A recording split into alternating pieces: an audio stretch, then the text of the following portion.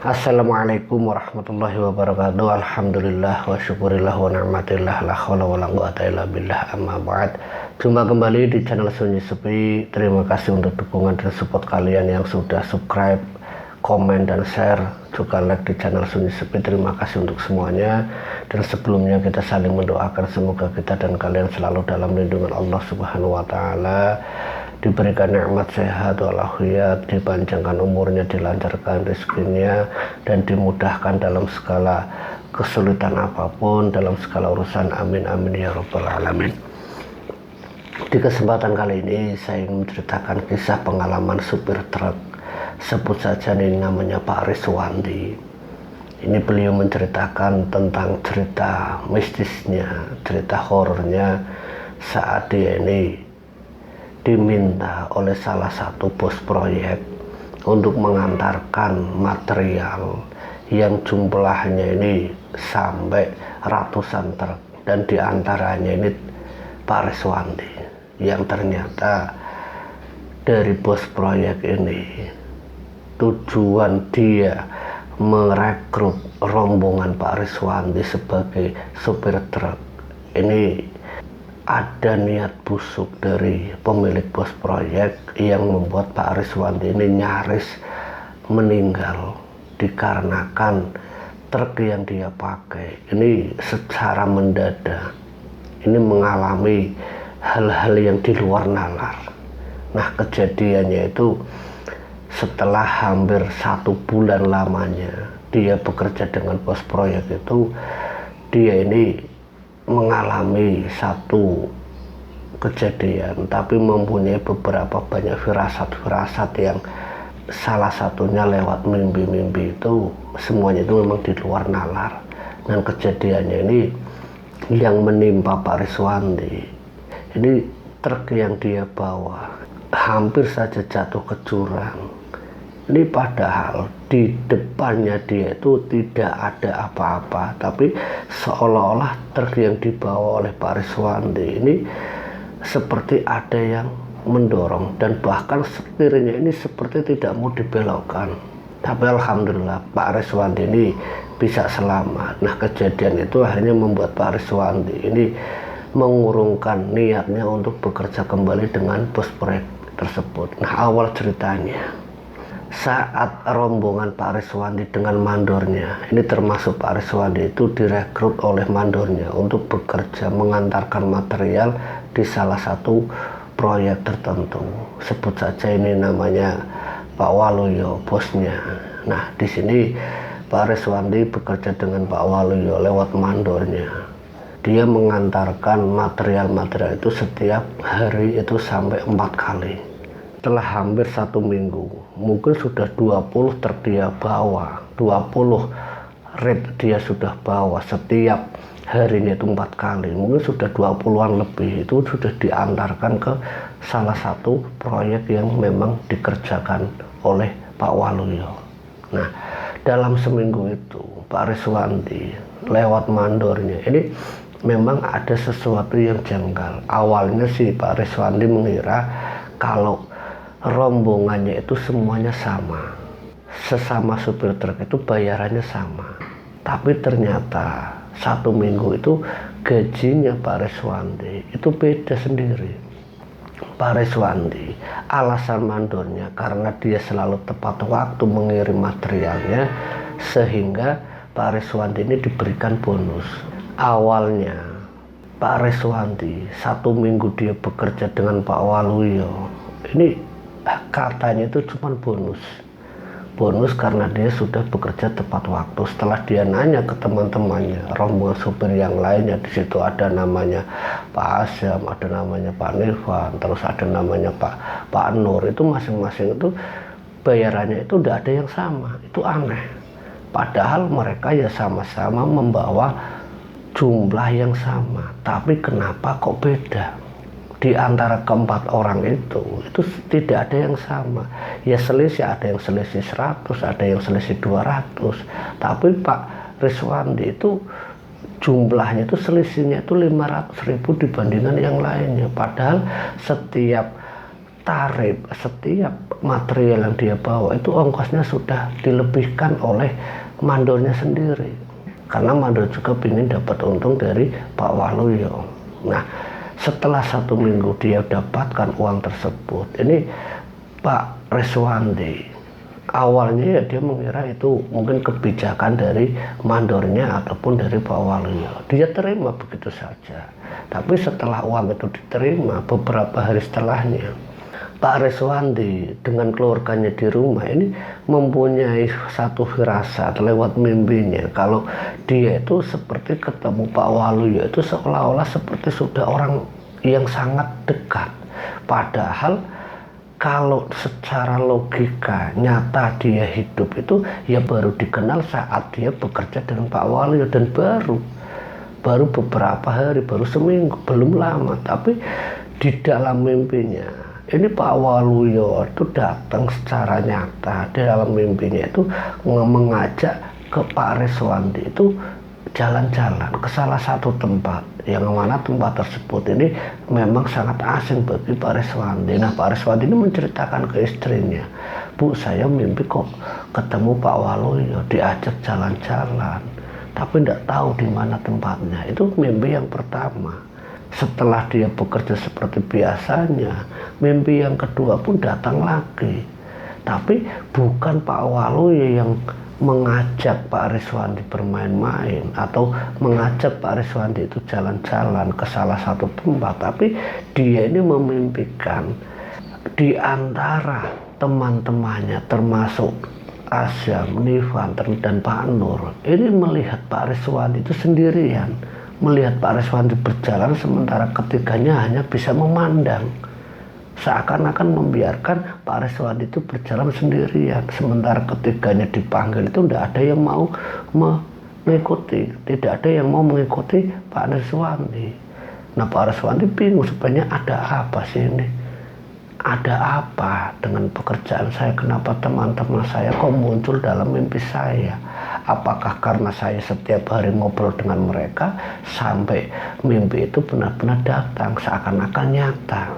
Nah, singkat cerita setelah 2 minggu Pak Reswandi ini bekerja dengan Pak Waluyo lewat mandornya, gaji yang kedua dia terima lagi. Nah, ini giliran Pak Nur yang melebihi bayaran dari Pak Reswandi. Kalau minggu kemarin itu Pak Reswandi, ini Pak Nur justru malah yang lebih banyak dibandingkan Nisyam sama Nifan. Ini keduanya ini sempat iri, ngomong sama Pak Nur, "Pak, ini gimana sih Pak? Kita kan sama-sama bawa materialnya jumlah sama, kenapa ini uangnya kok beda?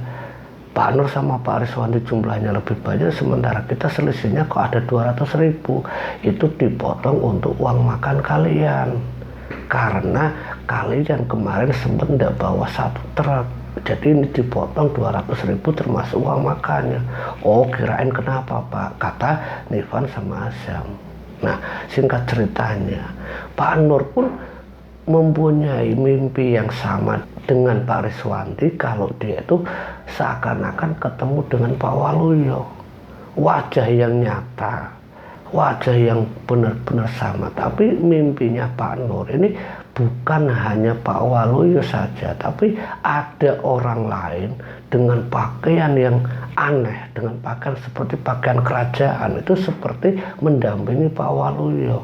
Nah, Pak Nur yang berjalan di depannya Pak Waluyo itu seperti seakan-akan itu hendak diarahkan ke salah satu tempat, dipaksa. Nah, Pak Nur ini saking takutnya mimpi itu datang ke dirinya, dia cerita ke teman-temannya termasuk Nifan, Asyam sama Pak Reswandi. "Ah, yang benar kamu mimpi seperti itu." "Iya, saya mimpi apa yang baru saja saya mimpikan. Setelah kemarin saya terima gaji yang kedua, itu entah apa yang saya mimpikan. Masa saya ketemu sama Pak Waluyo seperti diarahkan sama 2 penjaganya." Nah, singkat ceritanya Pak Nur lewat mimpi itu esoknya sudah tidak mau berangkat lagi. Sepertinya Pak Nur ini tahu kalau ada yang tidak beres dengan Pak Waluyo. Pak Nur berhenti, sementara Nivan sama Azam terus satunya Pak Riswandi ini masih bekerja sebagai supir truk. Nah, dikabarkan kalau Pak Nur ini ternyata bukannya hanya berhenti, tapi di rumah itu dia sedang sakit-sakitan. Nah, Pak Riswandi menjenguk Pak Nur. Setelah dilihat beberapa hari memang Pak Nur ini sakit-sakitan, setelah dikontrol ke dokter, diperiksakan ke dokter, sakitnya yang agak mendingan, tapi belum bisa sembuh juga. Dan kata Pak Nur itu setiap malam itu seperti mimpi itu benar-benar datang lagi secara nyata. Dan halusinasi Pak Nur itu seakan-akan dua penjaganya Pak Waluyo itu ada di kamar Pak Nur.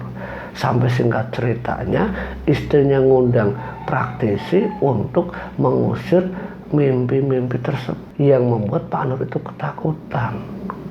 Entah apa yang dilakukan praktisi, singkat ceritanya Pak Nur bisa sehat kembali, tapi Pak Nur tidak bekerja dengan mandornya yang ikut dengan Pak Waluyo.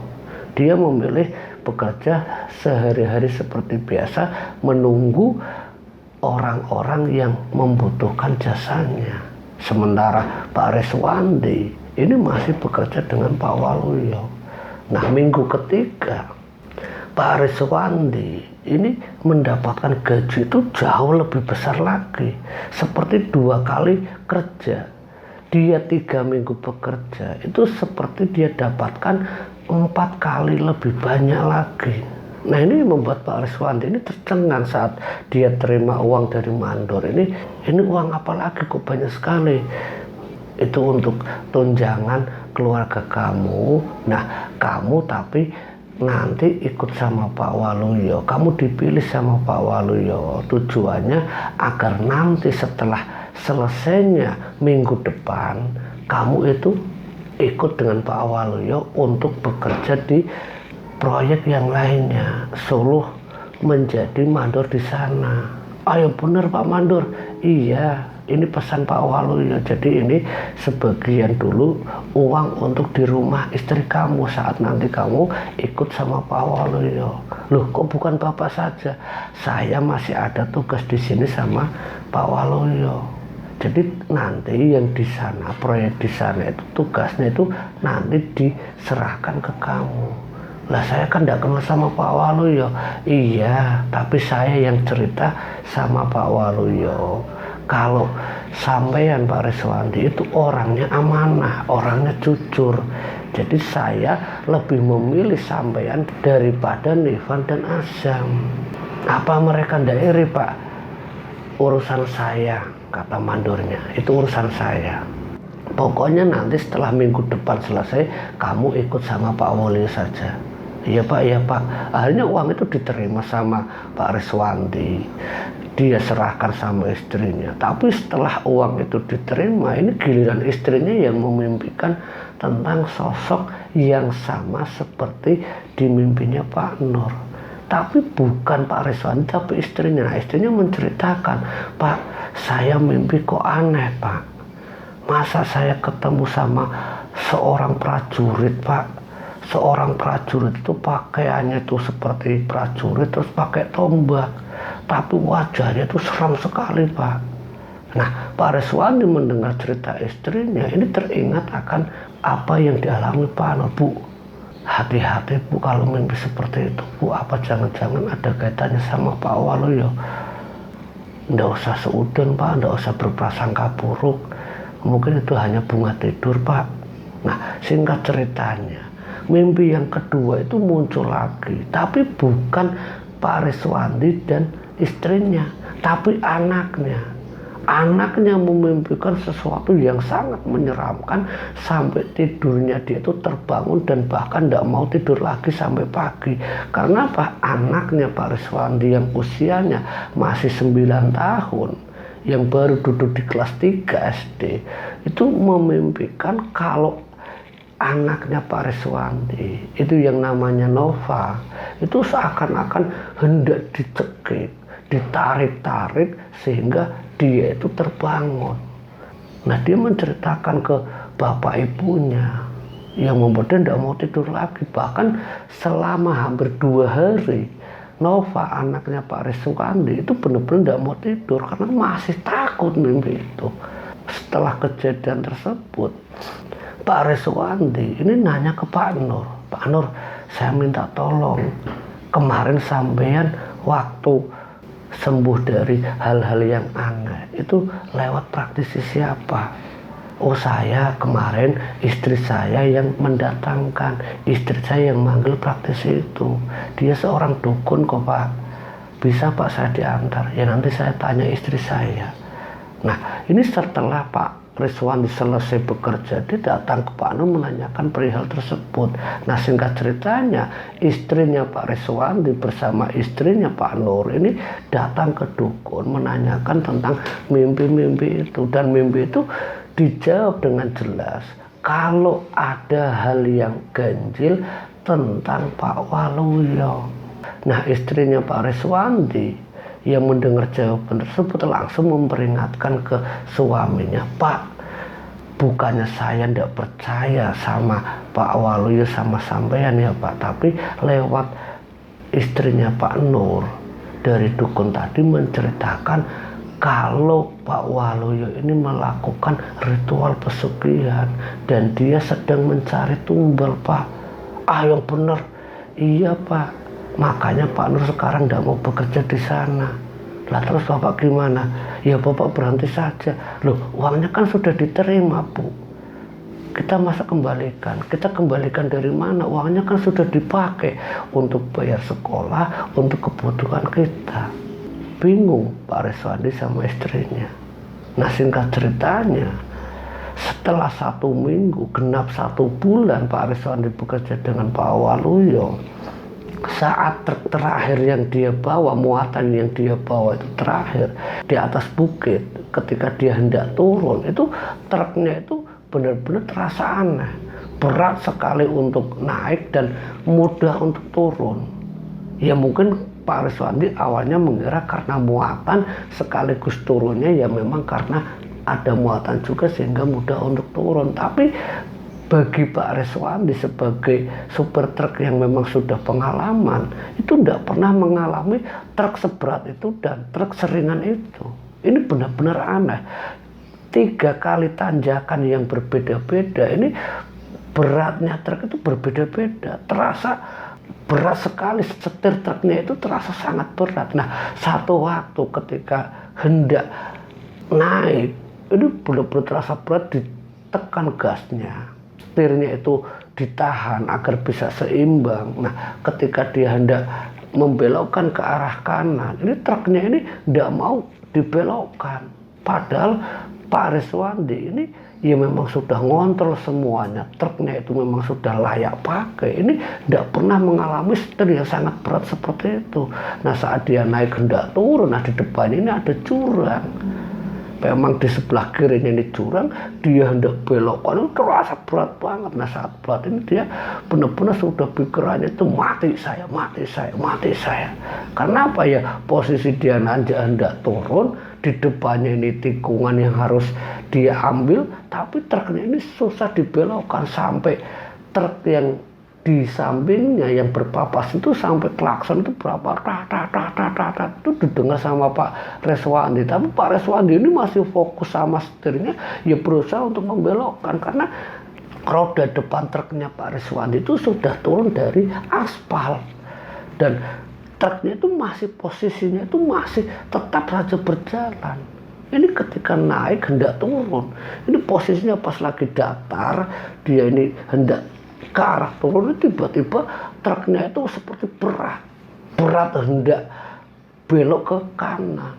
Nah Pak Reswandi hatinya sudah berpikir, mati saya, mata dia teringat asyhadu an la ilaha illallah. Nah dia ungkap kalimat syahadat karena dia berpikir ya mungkin inilah saat terakhir saya bawa truk ini, karena di bawahnya sudah curang. Dia berpikir yang penting saya ada kalimat syahadat sebelum saya mati, la ilaha illallah Muhammad. Secara tiba-tiba truk itu mudah dibelokkan, itu terasa sangat aneh. Dia mengingat kalimat Allah, tiada Tuhan selain Allah, dan Muhammad utusan Allah.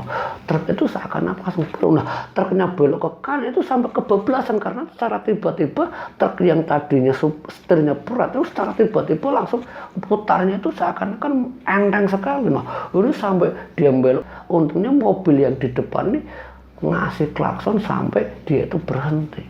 Nah, dia rem truknya posisinya ini sampai malang.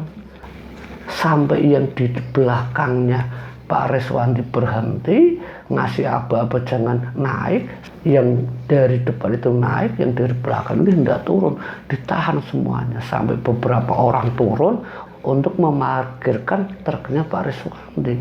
Setelah dibantu beberapa orang, truk itu secara normal kembali dia parkirkan ke arah kiri, kanan kiri sampai bisa normal lagi ke arah jalan aspal, tapi rodanya ini sudah belepotan dengan lumpur yang memang di samping aspalnya ini agak berlumpur. Nah, dia ketika turun dari turunan tersebut, dia sempat berhenti. Dia menghela nafas panjang. Astagfirullah, dia sembari nyebut kalimat istighfar. Ada apa ini? Ada apa ini? Ada apa ini? Dia istirahat di situ sembari minum air mineral. Dia teringat akan pesan istrinya. Hati-hati Pak, kalau Pak Waluyo ini pelaku pesugihan dan dia sedang mencari tumbal pesugihan. Nah, setelah dia teringat akan pesan istrinya, dia antarkan material yang menuju ke tempat proyek yaitu milik Pak Waluyo. Nah, sesampainya di sana, ini Pak Waluyo tidak ada, mandornya entah kemana, dia langsung turunkan materialnya. Nah, saat itu Pak Waluyo kira-kira jam 2 siang, ini Pak Waluyo sudah tidak mau ambil material lagi, yang biasanya sampai jam 8 malam, dia harus bolak-balik sampai 4 jam untuk bisa ambil material. Nah, Pak Waluyo ini lebih memilih tidak ambil material lagi. Dia istirahat di situ sembari nunggu mandornya sama nunggu Pak Waluyo. Nah, saat itu gajian dia terakhir di hari tepat 1 bulan. Nah, gaji itu Pak Waluyo terima dari Pak mandornya. Saat uang itu dilebihkan kembali sama Pak Waluyo lewat mandornya, uang itu tidak diterima Pak Reswandi. Pak Reswandi justru memilih uang yang kemarin untuk ikut proyek Pak Waluyo itu dikembalikan sama Pak Reswandi. Ini aja Pak Mandor, uang yang kemarin, minggu kemarin sudah saya terima, itu tunjangan untuk keluarga saya karena saya akan ikut sama Pak Waluyo di hari berikutnya, di proyek selanjutnya. Uang itu saya kembalikan saja. Loh, kenapa Pak Reswandi? Kata Pak Mandor, tidak apa-apa Pak, soalnya saya ada perlu yang mendadak sehingga saya tidak bisa ikut sama Pak Waluyo. Nah, Pak Mandornya ini masih nanya-nanya terus tentang Pak Reswandi. Sebenarnya kenapa? Melihat situasi kondisi tidak ada Pak Waluyo, tidak ada siapa-siapa, Pak Reswandi cerita kalau ternyata Pak Waluyo pelaku pesugihan. Nah, dia takut kalau dia dijadikan salah satu tumbal pesugihannya, karena baru saja Pak Reswandi mengalami kejadian yang aneh.